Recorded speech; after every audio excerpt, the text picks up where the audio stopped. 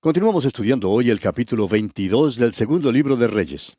Y en nuestro programa anterior estábamos hablando del rey Josías. Leamos el versículo 8 de este capítulo 22 de este segundo libro de los Reyes. Entonces dijo el sumo sacerdote Hilcías al escriba Safán: He hallado el libro de la ley en la casa de Jehová. E Hilcías dio el libro a Safán y lo leyó. Es cosa terrible cuando la Biblia se pierde en la iglesia. Pero eso fue precisamente lo que sucedió con los hijos de Israel. Perdieron su Biblia en la iglesia. Pero ahora por fin la encontraron. Y allí es donde la Biblia se ha perdido también en el día de hoy. La palabra de Dios es lo único que tenemos como arma, amigo oyente. Es la palabra de Dios la que es viva y eficaz y más cortante que toda espada de dos filos. No hay ningún camino corto, ninguna ruta cómoda, ningún método nuevo para el reavivamiento. Han salido hoy muchos libros sobre la experiencia cristiana, y muchos de estos libros son absolutamente muertos. ¿Cuál es el problema? El problema, amigo oyente, es que presentan un método en lugar de presentar la palabra de Dios. Parece como si nadie dijere, vamos a volvernos a la palabra de Dios. Amigo oyente, no necesitamos muchos libros, necesitamos la Biblia, no necesitamos el libro del mes, necesitamos el libro de las edades. ¿Cuántas iglesias hoy en esta tierra en verdad se apoyan en la palabra de Dios y la predican? Todavía hay muchos pastores fieles. Sin embargo, hay muchos que se han desviado de la fe, han perdido la Biblia en la iglesia. ¿Recuerda usted el caso de José y María, los padres de Jesús? Cuando él era niño, sus padres terrenales lo perdieron en el templo. Pues créalo, amigo oyente, que tanto Jesús como la Biblia se han perdido en la iglesia hoy en día. Hilcías, el sumo sacerdote, encontró la palabra de Dios. Ahora, ¿la encontró acaso en la basura que se había acumulado? No, amigo oyente, la encontró en el templo, se había perdido dentro del templo. Y la Biblia, amigo oyente, tiene que ser el principio de un reavivamiento. En cierta ocasión se encontraron dos pastores, uno joven y otro más anciano. El joven estaba haciendo algunas preguntas al anciano en cuanto a su método de estudio. En la conversación el anciano se dio cuenta que el joven había leído todos sus libros más nuevos y modernos, y el joven preguntó al otro pastor si había dejado de leer nuevos libros. Y el pastor respondió que la mayoría de los libros modernos no le interesaban porque su objetivo principal era el de presentar un método. Y entonces el joven le dijo, bueno, ¿y entonces qué lee usted? El anciano pastor respondió, leo la Biblia. Y luego le preguntó directamente, ¿cuánto tiempo pasa usted en la semana en la palabra de Dios? Y la respuesta de este joven pastor fue asombrosa. Pasaba menos de una hora cada semana estudiando la palabra de Dios. Ahora el joven ya había contado sus problemas y por esa razón el anciano pudo ofrecerle una solución. Y le dijo que lo que él necesitaba era pasar más tiempo en el estudio de la palabra de Dios. Y amigo oyente, esta misma fórmula se aplica a todos y cada uno de nosotros hoy en día. Bien, continuemos la lectura ahora y leamos los versículos 9 y 10 de este capítulo 22 del segundo libro de los Reyes. Viniendo luego el escriba Safán al rey, dio cuenta al rey y dijo, tus siervos han recogido el dinero que se halló en el templo y lo han entregado en poder de los que hacen la obra, que tienen a su cargo el arreglo de la casa de Jehová. Asimismo el escriba Safán declaró al rey diciendo, el sacerdote Hilcías me ha dado un libro. Y lo leyó Safán delante del rey. Ahora lo que Safán leyó después que Hilcías le dio el libro debe haber sido lo que él leyó al rey. Al parecer, Safán e Hilcías deseaban reformas más completas. Leamos aquí el versículo 11. Y cuando el rey hubo oído las palabras del libro de la ley, rasgó sus vestidos. La lectura de la palabra de Dios trajo arrepentimiento, amigo oyente. Cuando el rey escuchó la palabra de Dios, rasgó sus vestidos. Un retorno a la palabra de Dios trae reavivamiento. Lo que necesitamos en verdad es la prédica de la palabra de Dios. Si la palabra de Dios se predicara, habría entonces rasgadura de vestidos. Los hermanos se arrodillarían delante de Dios. Hoy en día no estamos viendo el reavivamiento que tanto necesitamos. Ore usted, amigo oyente, ore por su patria. Su país necesita de sus oraciones. Necesitamos volvernos todos a la palabra de Dios, y cuando nos volvamos a ella, entonces habrá un efecto positivo. El rey, pues, mandó que el sacerdote Hilcías indagara al Señor por él y por el pueblo. Hilcías a su turno fue a la profetisa Hulda. Y leamos lo que acontece aquí en los versículos 15 hasta el 20 de este capítulo 22 del segundo libro de los Reyes. Y ella les dijo, así ha dicho Jehová, el Dios de Israel.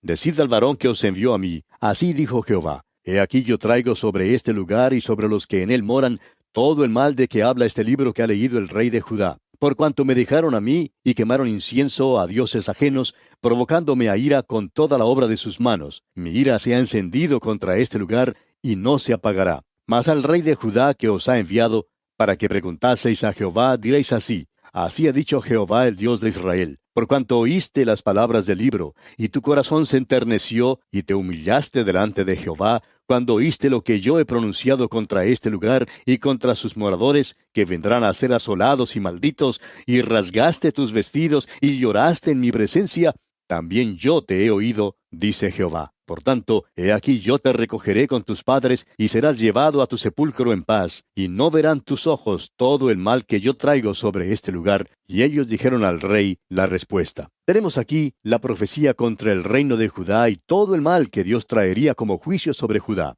Pero vemos que Dios promete a Josías que él moriría en paz y que no vería todo este mal que él traería sobre Judá como juicio. Y la razón para que Dios librara a Josías la encontramos aquí en la última parte del versículo 18 y en la primera parte del versículo 19. Dice: Por cuanto oíste las palabras del libro, y tu corazón se enterneció, y te humillaste delante de Jehová. Y amigo oyente, para que haya un verdadero reavivamiento en la iglesia cristiana de hoy en día, necesitamos oír las palabras del libro, necesitamos volvernos a la palabra de Dios. Y en segundo lugar, necesitamos humillarnos delante de Dios. La pregunta, amigo oyente, es: ¿estamos usted y yo dispuestos a dar estos pasos? Cuanto más pronto comencemos, más rápido veremos el efecto. Ahora, esta historia no concluye aquí. Continúa en el capítulo 23. Comencemos pues este capítulo 23, leyendo los primeros 3 versículos. Entonces el rey mandó reunir con él a todos los ancianos de Judá y de Jerusalén. Y subió el rey a la casa de Jehová con todos los varones de Judá, y con todos los moradores de Jerusalén, con los sacerdotes y profetas, y con todo el pueblo, desde el más chico hasta el más grande. Y leyó, oyéndolo ellos, todas las palabras del libro del pacto que había sido hallado en la casa de Jehová. Y poniéndose el rey en pie junto a la columna, hizo pacto delante de Jehová, de que irían en pos de Jehová, y guardarían sus mandamientos, sus testimonios y sus estatutos, con todo el corazón y con toda el alma, y que cumplirían las palabras del pacto que estaban escritas en aquel libro. Y todo el pueblo confirmó el pacto. El pueblo prometió que no solamente leerían la palabra de Dios, sino que también caminarían y vivirían según lo que ella dictara. Se dieron cuenta que necesitaban conocer el contenido de la palabra de Dios y que les faltaba vivir conforme a ella. Creemos que es muy posible que nuestras iglesias experimenten un verdadero reavivamiento. En efecto, estamos convencidos que esta es la verdad. Sin embargo, antes que tal cosa pueda ocurrir, es necesaria la convicción de pecado que solo la palabra de Dios puede traer. Cuando la Biblia trae tal convicción, algo tiene que hacerse en cuanto a tal convicción, y esto es el arrepentimiento. El verdadero arrepentimiento, amigo oyente, significa arreglar las cosas. El arrepentimiento quiere decir volverse de la dirección equivocada para ir entonces en la dirección opuesta, en la dirección correcta. Si usted anda mal, lo que necesita hacer es cambiar el rumbo de su vida para poder andar bien. En cierta ocasión, a un destacado evangelista le tocó predicar en una iglesia durante toda una semana. Sucedió que se reunió la congregación más fría que jamás se conociera. Ni una sola persona pasó adelante para indicar públicamente su decisión por Cristo. Entonces, una noche el diácono principal de la iglesia pasó adelante y confesó el estado pecaminoso de su alma y se arrepintió públicamente, pidiéndole perdón a toda la congregación, mientras muchas lágrimas rodaron por sus mejillas. Ahora, su acción hizo que otros también se arrepintieran, porque él era quien había estado impidiendo el reavivamiento en la iglesia. Públicamente dio satisfacción a alguien que había ofendido y otros siguieron su ejemplo. Luego fueron de puerta en puerta a las 2, 3 y 4 de la madrugada para que los hermanos pudieran buscar la reconciliación con quienes habían ofendido. No pasó pues mucho tiempo antes que todo ese pueblo conociera un verdadero avivamiento. El arrepentimiento, amigo oyente, fue el primer paso. Eso es lo que ocurrió en esa ocasión y eso es lo que ocurrió en los tiempos de Josías. Josías se arrepintió y esto influyó sobre todo su pueblo. Ahora otra cosa ocurrirá. Josías pondrá en operación un plan muy audaz. Era valiente. Tenemos que dar una mirada allá al segundo libro de Crónicas, capítulo 34, versículo 33, para darnos cuenta de esta parte de la historia. Dice allá: Y quitó Josías todas las abominaciones de toda la tierra de los hijos de Israel, e hizo que todos los que se hallaban en Israel sirviesen a Jehová su Dios. No se apartaron de en pos de Jehová, el Dios de sus padres, todo el tiempo que él vivió. Aquí vemos que Josías aplicó su arrepentimiento a cada área de su vida y de su nación. Quitó todas las abominaciones que practicaban y mandó que sirvieran al Señor. Volviendo ahora a este capítulo 23 del segundo libro de los Reyes, leemos en el versículo 4: Entonces mandó el rey al sumo sacerdote Hilcías, a los sacerdotes de segundo orden y a los guardianes de la puerta, que sacasen del templo de Jehová todos los utensilios que habían sido hechos para Baal, para Acera y para todo el ejército de los cielos, y los quemó fuera de Jerusalén en el campo del Cedrón, e hizo llevar las cenizas de ellos a Betel. Josías quitó la idolatría. Todas las cosas que tenían que ver con la adoración de Baal fueron quemadas fuera de la ciudad de Jerusalén en el campo de Cedrón. Las cenizas luego fueron llevadas fuera del pueblo para que el pueblo ni siquiera pudiera mirarlas. Josías, pues, quitó por completo esta abominación de la idolatría. Prosigamos ahora leyendo los versículos 5 hasta el 7. Y quitó a los sacerdotes idólatras que habían puesto los reyes de Judá para que quemasen incienso en los lugares altos en las ciudades de Judá y en los alrededores de Jerusalén, y asimismo a los que quemaban incienso a Baal, al sol y a la luna y a los signos del zodíaco y a todo el ejército de los cielos.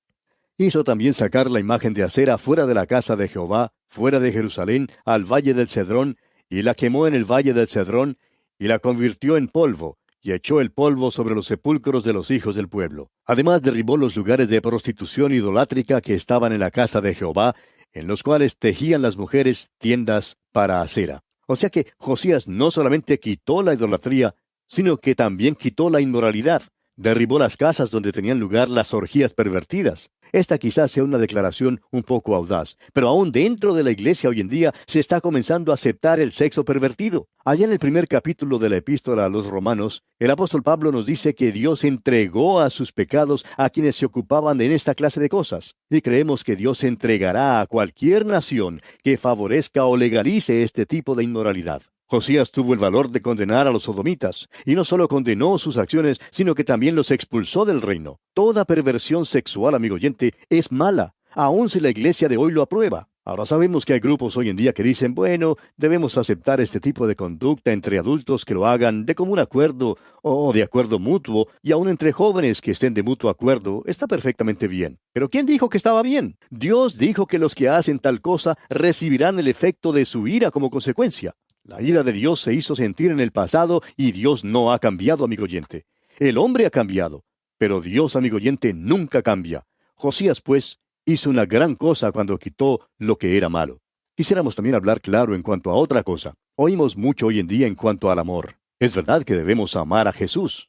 Y debemos también amarnos los unos a los otros. Pero, amigo oyente, si nuestras vidas no han sido transformadas, si no son limpias, ni honradas, ni verdaderas, no se puede experimentar el reavivamiento. Es necesario el reavivamiento antes de que podamos amar de verdad. Bien, continuemos ahora leyendo los versículos 8 hasta el 20 de este capítulo 23 del segundo libro de los Reyes. E hizo venir todos los sacerdotes de las ciudades de Judá y profanó los lugares altos donde los sacerdotes quemaban incienso, desde Geba hasta Beerseba, y derribó los altares de las puertas que estaban a la entrada de la puerta de Josué, gobernador de la ciudad, que estaban a la mano izquierda, a la puerta de la ciudad. Pero los sacerdotes de los lugares altos no subían al altar de Jehová en Jerusalén, sino que comían panes sin levadura entre sus hermanos. Asimismo profanó a Tofet, que está en el valle del hijo de Hinnom, para que ninguno pasase su hijo o su hija por fuego a Moloc. Quitó también los caballos que los reyes de Judá habían dedicado al sol a la entrada del templo de Jehová, junto a la cámara de Natán Melec, eunuco, el cual tenía a su cargo los ejidos, y quemó al fuego los carros del sol. Derribó además el rey los altares que estaban sobre la azotea de la sala de Acaz, que los reyes de Judá habían hecho, y los altares que había hecho Manasés en los dos atrios de la casa de Jehová. Y de allí corrió y arrojó el polvo al arroyo del Cedrón. Asimismo profanó el rey los lugares altos que estaban delante de Jerusalén, a la mano derecha del monte de la destrucción, los cuales Salomón, rey de Israel, había edificado a Astoret, ídolo abominable de los sidonios, a Chemos, ídolo abominable de Moab, y a Milcom, ídolo abominable de los hijos de Amón. Y quebró las estatuas y derribó las imágenes de acera, y llenó el lugar de ellos de huesos de hombres. Igualmente el altar que estaba en Betel, y el lugar alto que había hecho Jeroboam, hijo de Nabat, el que hizo pecar a Israel, Aquel altar y el lugar alto destruyó y lo quemó, y lo hizo polvo, y puso fuego a la imagen de acera.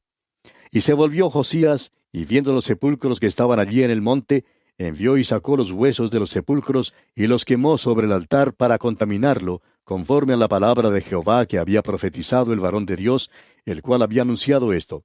Después dijo, ¿qué monumento es este que veo? Y los de la ciudad le respondieron, este es el sepulcro del varón de Dios, que vino de Judá, y profetizó estas cosas que tú has hecho sobre el altar de Betel. Y él dijo, dejadlo, ninguno mueva sus huesos. Y así fueron preservados sus huesos, y los huesos del profeta que había venido de Samaria.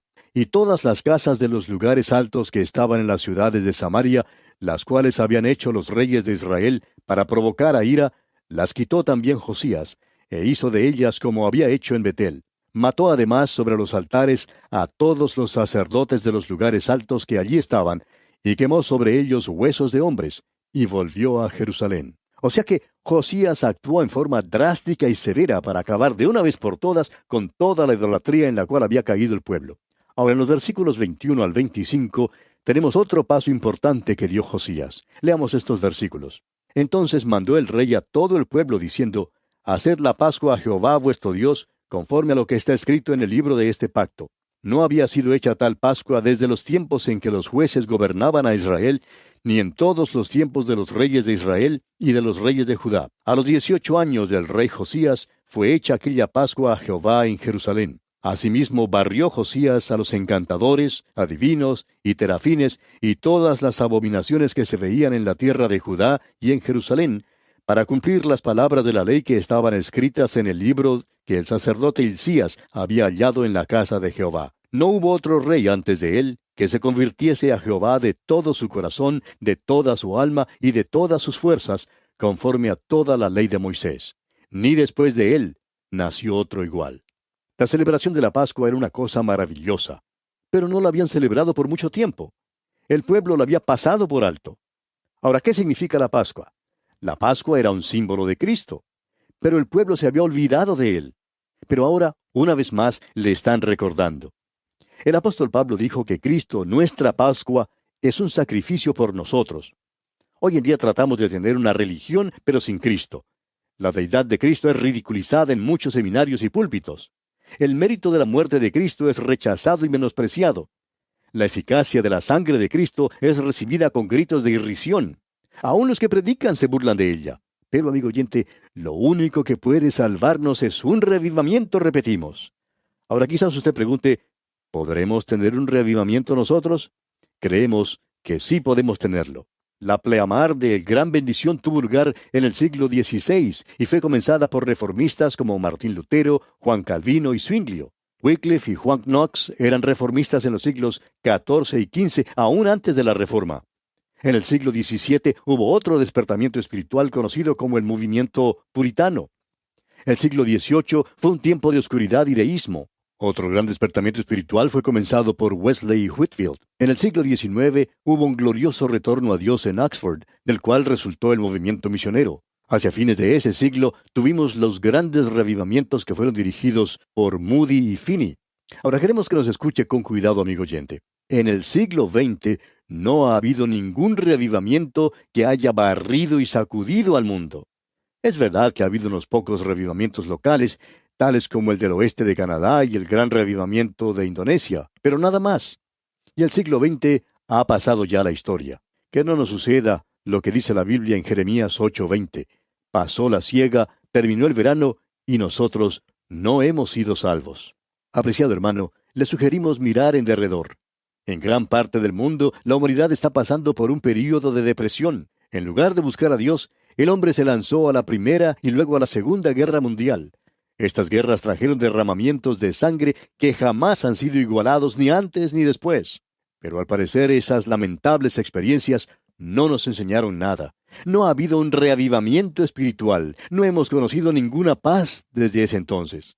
Ha habido guerras, guerrillas y rebeliones en muchas partes del globo que habitamos. Ahora muchos creen que si salen y protestan, las cosas cambiarían. Pero lo que necesitamos, amigo oyente, es una conciencia y una convicción profunda y verdadera de nuestra vida interior. Nos falta reconocer nuestra frialdad e indiferencia. Permítanos preguntarle, amigo oyente, ¿cuándo fue la última vez que usted le confesó al Señor su frialdad e indiferencia? ¿Por casualidad le ha dicho hoy que le ama? Recuerde, amigo oyente, que Cristo es su Salvador, y estamos convencidos que aún en esta hora oscura de la historia, y tal como aconteció en el pasado, nosotros también podemos experimentar el reavivamiento. La historia de Josías nos da ánimo. Fue durante la hora más oscura en la vida de su nación cuando se disfrutó de un poderoso avivamiento. Es interesante notar, como nos señaló un oyente, que cuando los israelitas andaban bien espiritualmente con Dios, se menciona el hecho de que siempre tenían oro y plata en abundancia. También se multiplicaron los frutos de la tierra. Quizá el motivo por el cual muchas naciones no puedan resolver sus problemas financieros se deba a que no están empleando los medios que deben emplear para arreglar las cosas. Pudiera ser que sus mayores problemas, después de todo, sean de índole espiritual. Y aquí vamos a detenernos por hoy, amigo oyente, porque nuestro tiempo ha concluido por esta ocasión. Continuaremos, Dios mediante, en nuestro próximo programa. Contamos, como siempre, con su fiel sintonía. Será pues hasta entonces, amigo oyente, que las bendiciones incontables del Señor le acompañen ahora y siempre.